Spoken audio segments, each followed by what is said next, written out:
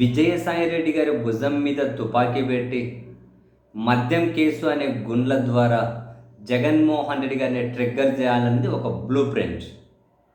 దాన్ని చాలా పగడ్బందీగా ఎగ్జిక్యూట్ చేసుకుంటూ వచ్చారు. జగన్మోహన్ రెడ్డి గారి సన్నిహితులను కూడా అరెస్ట్ చేశారు.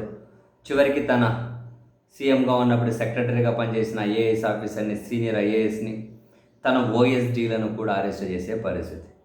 అయితే ఈ మద్యం కేసులలో జరిగినటువంటి అరెస్టులు 5 కూడా ఎవరో చెప్పారు అనే దాని మీద ఆధారపడి మాత్రమే అరెస్ట్ చేశారు. విచారణ సంస్థ ఎలాంటి ఆధారాలను సేకరించలేకపోయింది. వీళ్ళని అరెస్ట్ చేసిన తర్వాత ఆధారాలు ఏవైనా దొరుకుతాయేమో, కనీసం ఒక లీడ్స్ అయినా దొరుకుతాయి అనుకున్నారు. ఏమీ లేని చోట మేమేం చెప్పాలి అని, మాకు సంబంధమే లేనిది మేమేం చెప్పాలి అని చెప్పి వాళ్ళ దగ్గర నుంచి వచ్చినటువంటి సమాధానం. ఈ క్రమంలో సరే, ఆధారాలు ఉన్నాయా లేదా, సాక్ష్యాలు ఉన్నాయా లేదా, ఇదంతా కాదు కదా. ఏదో విధంగా అరెస్ట్ చేసేసి, కొన్ని మరకలు వేసేసి, కొన్ని కేసులు పెట్టేసి, ఆ తర్వాత బేస్డ్ ఆన్ దట్ వరుస పెట్టి కథనాలు ప్రసారం చేయడానికి, వార్తలు రాయడానికి పత్రికలు, టీవీ ఛానల్ ఉన్నాయి కదా. సో బద్నాం చేయడానికైనా కనుక అరెస్ట్ చేసేయాలి అని చెప్పి మన పాలకులు అయితే భావించారు. ఆ దిశగా వాళ్ళు కసరత్తు కూడా చేసుకున్నారు.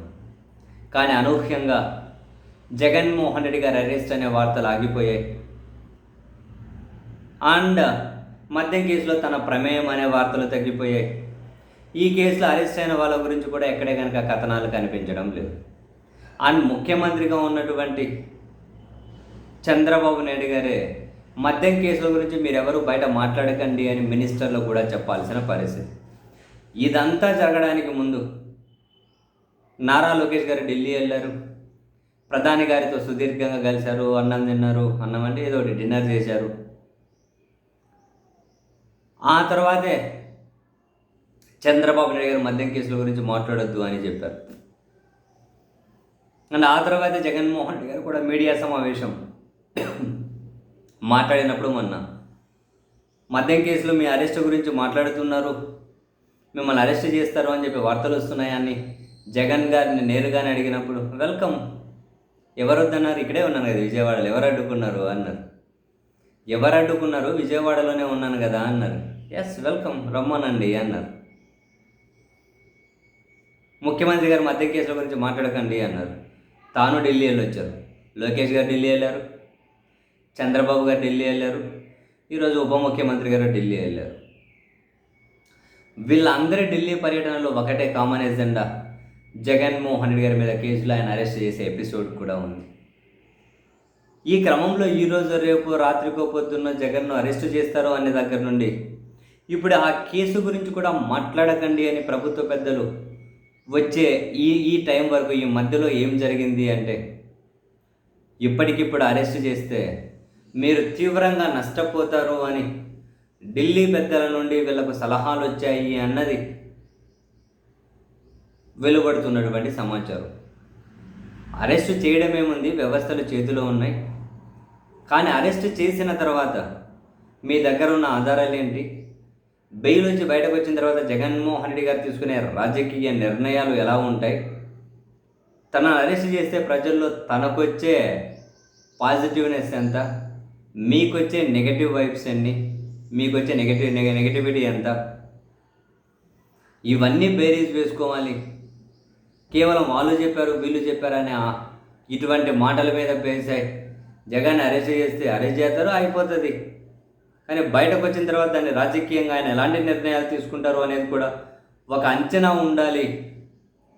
అలా అంచనా ఉన్నప్పుడే ముందుకెళ్ళాలి అని ఢిల్లీ పెద్దలు చంద్రబాబు గారి టీంకి, వాళ్ళ కొడుకు, వాళ్ళ డిప్యూటీకి వాళ్ళు ఇచ్చిన సలహా, దాని ప్రకారమే ఇంకా జగన్ విషయంలో ముందుకెళ్ళాలి. అంటే ఏం ఆధారాలు లేక, అండ్ ఆధారాలు ఏమైనా దొరుకుతాయేమో అని చెప్పి వాటి కోసం వెంపర్లాడుతున్నారు అని అయితే వార్తలు వస్తూ ఉన్నాయి. సో ఖచ్చితంగా అయితే ఏదో జరిగింది, ఎవరో రాజకీయంగా నష్టపోతారు అని చెప్పి వీళ్ళకి చెప్పినట్లున్నారు. జగన్మోహన్ రెడ్డి ఎస్, వెల్కమ్, ఎవరు వద్దన్నారు, రమ్మనండి అన్నారు ఆయన. సో మొత్తం మీద అయితే జగన్ను అరెస్ట్ చేయాలి అంటే భయపడుతూ ఉన్నారు. ఎక్కడ రాజకీయంగా మన పుట్టి మునిగిపోతుందో, జగన్ తీసుకునే నిర్ణయాలు అమలు చేసేటివి ఏ విధంగా ఉంటాయో. ఒక అరెస్ట్ ఏముంది, 2 నెలలు 3 నెలలు పెట్టినంత మాత్రాన రాజకీయంగా జగన్ మరింత బలవంతుడు అవుతారేమో.